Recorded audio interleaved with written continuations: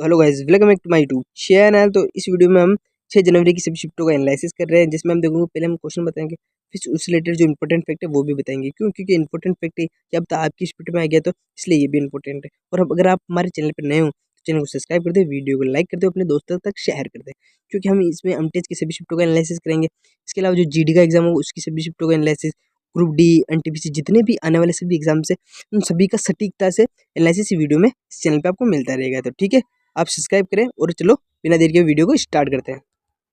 तो पहला प्रश्न पूछा गया था, भारतीय संविधान के किस अनुच्छेद में राष्ट्रपति के महाभियोग, जिसे इम्पीचमेंट कहते हैं, की प्रक्रिया का उल्लेख है? यह आर्टिकल 61 में बताया गया है। ठीक है, राष्ट्रपति का महाभियोग संविधान के में उल्लंघन अगर कब लगाया जाता है? जब वो संविधान का उल्लंघन करता है तब उस पर इम्पीचमेंट प्रोसेस लगाया जाता है। ठीक है, यह प्रक्रिया संसद के दोनों सदनों में कहीं से भी स्टार्ट की जा सकती है, जैसे लोकसभा, राज्यसभा, कहीं पर भी स्टार्ट की जा सकती है। ठीक है, अब तक किसी भी राष्ट्रपति पर महाभियोग नहीं लगाया गया है। ठीक है, नेक्स्ट क्वेश्चन देखेंगे। तो नेक्स्ट क्वेश्चन है हमारा, स्टेट बैंक ऑफ मैसूर का भारतीय स्टेट बैंक, जिसे एसबीआई के नाम से जाना जाता है, में विलय किस वर्ष हुआ था? ये हुआ था 2017 में। इसके इंपॉर्टेंट फैक्ट देख लो। 1 अप्रैल 2017 को एसबीआई के 5 सहयोगी बैंकों को विलय किया गया था। ठीक है, इसमें एसबीआई दुनिया के शीर्ष 50 बैंकों में शामिल हो गया था। ठीक है, नेक्स्ट क्वेश्चन देखेंगे हम। नेक्स्ट क्वेश्चन पूछा गया था, स्टील, जिसे इस्पात के नाम से भी जाना जाता है, के बाद दुनिया के सबसे अधिक उपयोग की जाने वाली दूसरी प्रमुख धातु कौन सी है? तो वो है एल्यूमिनियम हो गई। ठीक है, एल्यूमिनियम हल्की होती है और जंग रोधक होती है, इसलिए तो सभी एल्यूमिनियम के पात्र बनाए जाते हैं, सभी एल्यूमिनियम को यूज़ करते हैं क्योंकि उसमें जंग नहीं लगती है। ठीक है, इसका उपयोग किस किस में आता है? एक तो विमान बनाने में, बिजली के तार में, और पैकेजिंग में भी इसका उपयोग होता है। ठीक है, नेक्स्ट क्वेश्चन देखेंगे हम। तो नेक्स्ट क्वेश्चन पूछा गया था, क्रिकेट से रिलेटेड पूछा गया। इसमें क्या है, क्रिकेट में पोपिंग शब्द का उपयोग किसके लिए उपयोग किया जाता है? तो ये क्रीज के लिए उपयोग किया जाता है, क्रीज नहीं होती है वैसे बना हुआ, उसके लिए उपयोग किया जाता है, जिसे इंग्लिश में पोपिंग क्रीज के नाम से भी जाना जाता है। ठीक है, इसके इंपॉर्टेंट फैक्ट देखो आप। पोपिंग क्रीज बॉलिंग क्रीज से 4 फीट दूरी पर होता है। ठीक है, जिसे ये तो फिट में हो गया 4 फीट, जबकि मीटर में 1.22 मीटर होता है। ठीक है, रन आउट और स्टंप आउट के फैसले में यह महत्वपूर्ण भूमिका निभाता है। ठीक है, नेक्स्ट क्वेश्चन देखेंगे। तो नेक्स्ट क्वेश्चन पूछा गया था, तेल और प्राकृतिक गैस आयोग, जिसे अब निगम की स्थापना किस वर्ष की गई थी? ये की गई अपने 1956 में की गई थी। ONGC भारत की सबसे बड़ी तेल कंपनी है, मतलब इसने तो की थी लेकिन भारत की सबसे बड़ी तेल कंपनी कौन सी? ONGC है। ठीक है, 1994 में इसे नगम निगम का दर्जा दिया गया था। नगम निगम का मतलब कॉर्पोरेशन सहकारी समिति का दर्जा दिया गया था। ठीक है, नेक्स्ट क्वेश्चन देखेंगे। तो नेक्स्ट क्वेश्चन पूछा गया था, योजना आयोग की, इसमें क्या होता है? कथन निष्कर्ष था। इसमें हमें लिखना मुझे ये कथन 1 और ये कथन 2, तो कथन दिए गए थे, इसमें कौन सा कथन सही है ये पूछा गया था। ठीक है, इसमें पूछा गया था, योजना आयोग की स्थापना 1952 में हुई थी, तो सही है, ये हो गया। ठीक है, योजना आयोग का प्रमुख राष्ट्रपति होता है, गलत है, इसका प्रमुख कौन होता है? प्रधानमंत्री होता है। ठीक है, इसका आंसर केवल एक सही था। ठीक है, इससे रिलेटेड इंपॉर्टेंट फैक्ट भी बोलो आप। योजना आयोग का अध्यक्ष कौन होता है? प्रधानमंत्री, मैंने अभी बताया था आपको। 2015 में योजना आयोग को समाप्त कर दिया गया और नीति आयोग को स्टार्ट कर दिया गया था। ठीक है, नेक्स्ट क्वेश्चन देखेंगे हम। तो नेक्स्ट क्वेश्चन पूछा गया था, जो बुक से पूछा गया था, उसमें पूछा गया था, the greatest my oven story पुस्तक के लेखक कौन है? तो इसके लेखक है मोहम्मद अली थे। ठीक है, अब इनके इंपॉर्टेंट फैक्ट देख लो। यह आत्मकथा 1975 में प्रकाशित हुई। कौन सी आत्मकथा? ये the greatest my oven story. ठीक है, ये जो आत्मकथा 1975 में किसके द्वारा? मोहम्मद अली द्वारा प्रस्तुत की गई। ठीक है, मोहम्मद अली को विश्व का महान मुक्केबाज के नाम से जाना था। ये सबसे बड़े मुक्केबाज है और उन्होंने अपनी जो ओन स्टोरी, मतलब जो आत्मकथा लिखी हुई द ग्रेटेस्ट और माइन स्टोरी 1975 में लिखी, और महान मुक्केबाज है। ठीक है, याद कर सकते हैं। नेक्स्ट क्वेश्चन देखेंगे हम। जो नेक्स्ट क्वेश्चन पूछा गया था वो हिस्ट्री से पूछा गया था, मेगस्थनीज किसका राजदूत था? तो ये था अपने सेल्यूकस प्रथम निकेटर का था। ठीक है, मेगस्थनीज चंद्रगुप्त मौर्य के दरबार में आया था। हाँ, हेलिना के लिए उन्होंने था, चंद्रगुप्त मौर्य ने उससे शादी की सेल्यूकस निकेटर की वो बेटी से हेलिना से, उसके टाइम में ये आया था देखने के लिए कि कैसे चल रहा है उसके साथ। ठीक है, उसने प्रसिद्ध पुस्तक लिखी जिसे इंडिका नाम से भी जाना जाता है। ठीक है, नेक्स्ट क्वेश्चन देखेंगे। तो नेक्स्ट क्वेश्चन पूछा गया था, वो पूछा गया था, निम्नलिखित में से कौन सा खिलाड़ी आमतौर पर हेमलेट में ही पहनता है? तो वो क्रिकेट बॉलर हो गया।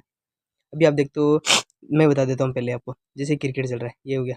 ठीक है, यहाँ पर स्टंप हो गया। एक तो जो क्रिकेट खेल रहा है वो हेलमेट पहनेगा, क्यों? क्योंकि वो जो बॉलर बॉल फेंक रहा है कहीं मुंह पे नहीं लग जाए। और एक स्टंप के जो पीछे होता है वो भी पहनेगा, क्यों? अगर इससे निकल के बॉल उसके मुंह पे लग गई तो ये दोनों पहनते हैं, बाकी ये नहीं पहनते हैं। ठीक है, अब देख लो आप नीचे, अब देखो कि बल्लेबाज और विकेट कीपर अक्सर हेलमेट पहनते हैं, ये मैंने बता दिया आपको। तेज गेंदबाजी के कारण बल्लेबाज के हेलमेट पहनना जरूरी होता है, ये भी आपको मैंने बता दिया था। ठीक है, नेक्स्ट क्वेश्चन देखेंगे।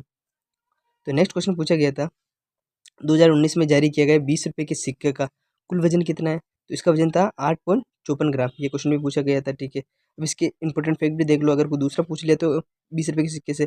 ये देखो, यह सिक्का 12 किनारों वाला, मतलब 12 साइडेड होता है। ठीक है, मार्च 2019 में भारत सरकार ने इसे जारी किया था। ठीक है, तो नेक्स्ट क्वेश्चन था हमारे महामस्तभिषेक, जिसे क्या कहते हैं, महामस्तक महोत्सव के नाम से भी जाना जाता है, का आयोजन मुख्य रूप से किस राज्य में किया जाता है? तो ये किया जाता है अपने कर्नाटक में। इससे इंपॉर्टेंट फैक्ट भी डेट बोलो आप। ये जैन धर्म का अत्यंत पवित्र और भव्य उत्सव माना जाता है, जिसका आयोजन श्रवण बेलगांव जैसे हासन जिला और कर्नाटक में किया जाता है। यह उत्सव भगवान बाहुबली, जिसे गोमेटेश्वर के नाम से भी जाना जाता है, कि विशाल प्रतिमा पर आयोजित किया जाता है। यह प्रत्येक 12 वर्ष में एक बार आयोजित किया जाता है। जैसे कुंभ 12 वर्ष में एक बार आयोजित किया जाता है, ये भी 12 वर्ष में एक बार आयोजित किया जाता है, लेकिन ये किसका है? जैन का होता है। ठीक है, नेक्स्ट क्वेश्चन देखेंगे हम। तो नेक्स्ट क्वेश्चन है हमारा, अगस्त 2025 तक भारत की पंचायती राज संस्थाओं, जिसे PRIs में निर्वाचित महिला प्रतिनिधियों की संख्या कितने लाख से अधिक हो गई है? तो ये हो गई है अपने 14.5 लाख से अधिक हो गई है। इसके इंपॉर्टेंट फैक्ट भी पढ़ लो आप देखो कि भारत में महिलाओं के लिए पंचायतों में कम से कम 33% आरक्षण अनिवार्य किया गया है। 21 राज्यों में इसे बढ़ाकर 50% आरक्षण कर दिया गया, 33 को 50% आरक्षण कर दिया गया है। जैसे बिहार, राजस्थान, मध्य प्रदेश, कर्नाटक इसके प्रमुख राज्य है। ठीक है, नेक्स्ट क्वेश्चन देखेंगे हम। तो इसका नेक्स्ट क्वेश्चन है, उत्तराखंड में कुंभ मेले का आयोजन कहाँ किया जाता है? ये किया जाता है अपने हरिद्वार के अंदर, पता है ना। कुंभ मेला हरिद्वार में गंगा नदी के तट पर आयोजित किया जाता है। ये दुनिया का सबसे बड़ा धार्मिक आयोजन होता है। हर वर्ष 12 वर्ष में तो कुंभ और 6 वर्ष में अर्धकुंभ लगता है, जबकि मैंने अभी बताया तो बाहु होता है जैन धर्म का भी 12 वर्ष में लगता है, और ये भी 12 वर्ष में, लेकिन अर्धकुंभ अपने 6 वर्ष में लगता है। ठीक है, नेक्स्ट क्वेश्चन देखेंगे। तो नेक्स्ट क्वेश्चन पूछा गया था, वो देख लो आप। अंतर्राष्ट्रीय अंतरिक्ष स्टेशन, जिसे ISS कहते हैं, इंटरनेशनल स्पेस स्टेशन, 24 घंटे में पृथ्वी के कितने चक्कर लगाता है? वो 16 चक्कर लगाता है। ठीक है, अब इसके इंपॉर्टेंट फैक्ट देख लो आप। ISS एक चक्कर में 90 मिनट में पूरा करता है, मतलब 90 मिनट में एक चक्कर पूरा लगाता है। ये पृथ्वी से लगभग 400 किलोमीटर की ऊंचाई पर स्थित होता है। ISS एक संयुक्त परियोजना है, जैसे हो गया नासा, रेक्स, कॉस्मोस, अपेस, ऐसे एग्जाम्पल है इसके। ठीक है, नेक्स्ट क्वेश्चन देखेंगे हम। तो नेक्स्ट क्वेश्चन हमारा, लाहौर में शालीमार बाग का निर्माण किस मुगल सम्राट ने करवाया था? तो ये अपने शाहजहां ने कराया था। अब इसके इंपॉर्टेंट फैक्ट पढ़ो आप।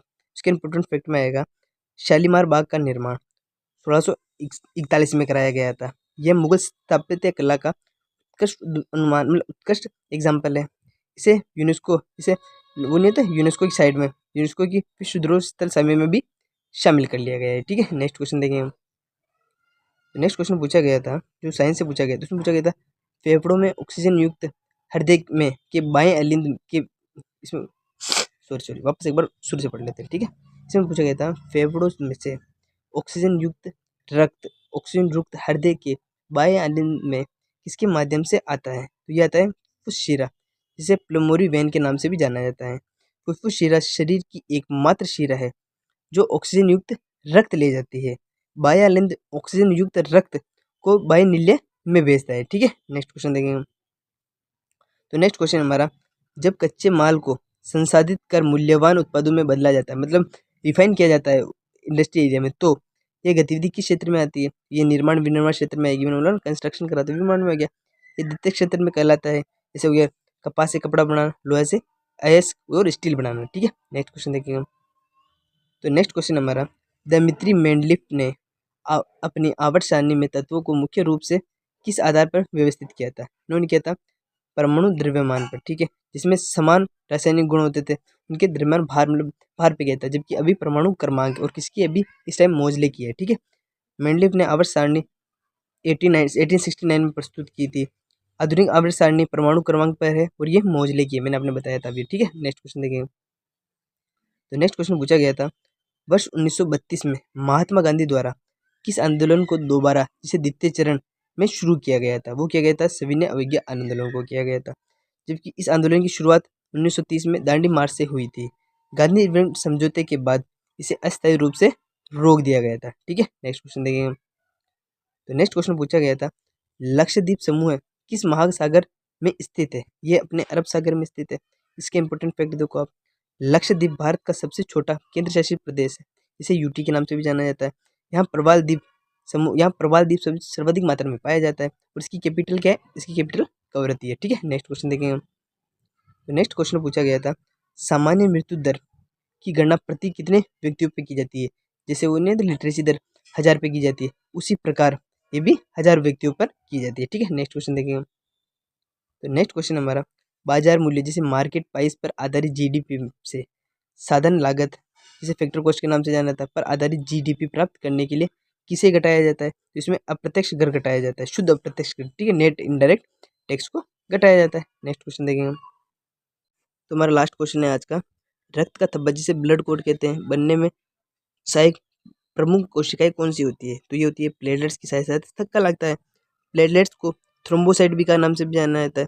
ट्राइबिन प्रोटीन थक्का जमाने में मदद करता है, जबकि विटामिन के रक्त के थक्के के लिए आवश्यक माना जाता है। ठीक है, वीडियो अच्छी लगी तो वीडियो को लाइक, चैनल को सब्सक्राइब कर दे और कौन कौन से टॉपिक पर आपको वीडियो चाहिए, कौन कौन से एग्जाम्स के लिए आपको वीडियो चाहिए, वो भी आपको कमेंट में बताइए। जबकि आपको एमटेस की सभी शिफ्टों का एनालिसिस मिलेगा इसमें और जीडी की सभी शिफ्टों का एनालिसिस मिलेगा। इसके अलावा ग्रुप डी की भी सभी शिफ्टों का एनालिसिस मिलेगा। ठीक है, तो आप चैनल को सब्सक्राइब कर दें।